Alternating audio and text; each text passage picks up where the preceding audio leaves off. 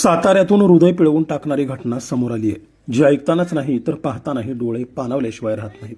भारतीय सैन्य दलातील जवान प्रमोद जाधव हे पत्नीच्या डिलिव्हरीसाठी सुट्टीवर घरी आले होते. पण नियतीनं असा घाला घातला की सातारा तालुक्यातील दरे परिसरात झालेल्या अपघातात त्यांचा दुर्दैवी मृत्यू झाला. या अपघातानंतर काही तासातच त्यांच्या पत्नीनं कन्यारत्नाला जन्म दिला. वडील होण्याचा आनंद पाहण्याआधीच प्रमोद जाधव यांचा प्रवास कायमचा थांबला. दरे तर्फपरळी या त्यांच्या मूळ गावी शासकीय इतमामात प्रमोद जाधव यांच्यावर अंत्यसंस्कार करण्यात आले आणि या अंत्यसंस्कारावेळी उपस्थित प्रत्येकाचं काळीज हिलावून टाकणारा क्षण समोर आला.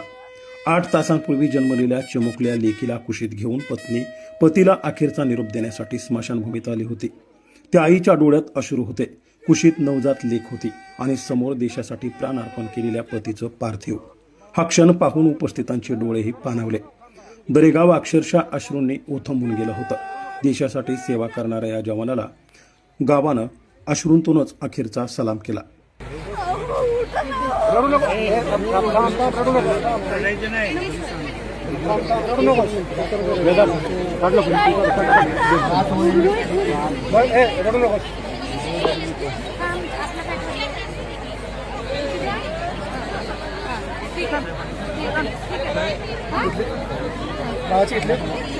बाळाची दाखव, 1 मिनिट, बाळाचा